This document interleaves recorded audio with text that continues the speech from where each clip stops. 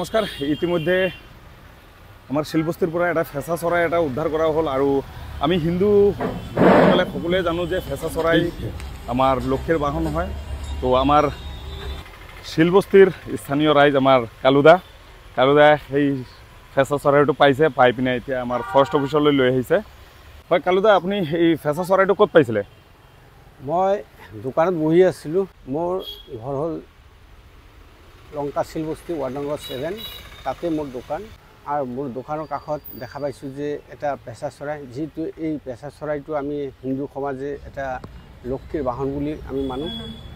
আৰু পাখিটো ইমান ধুনীয়া দেখোঁতে দেখি পেলাই মৰম লাগি গৈছে। মই পাখিটো কি অৱস্থাত পাইছে আপুনি? পাখিটো দেখি আছিলোঁ, পৰি আছিলে আৰু আমাৰ লগৰ ল'ৰা এটা আছিলে, তেখেতে কৈছোঁ যে চাচোন এইটো কি হৈছে। তেখেতে কোৱাৰ পাছত দেখা পাইছোঁ যে পাখিটোৰ দানাটো ভাঙি আছে। আচ্ছা, তো যেতিয়া দেখিছোঁ দানাটো ভাঙি আছে, তেতিয়া মই ফৰেষ্ট অফিচলৈ এইটো লৈ আহিলোঁ, নিজৰ গাড়ী দি আনি পেলাই এতিয়া ফৰেষ্ট অফিচত জমা দিলোঁ। জমা দিয়াৰ পাছত এতিয়াতো ছাৰ নাই, আমাৰ ৰেঞ্জাৰ ছাৰ নাই, তাতে দুজন ষ্টাফ পাইছোঁ। তেখেতক আমি এইটো সমজাই দিছোঁ আৰু তেখেতে কৈছে যে এইটো ট্ৰিটমেণ্টৰ কাৰণে লৈ যাব। বাকী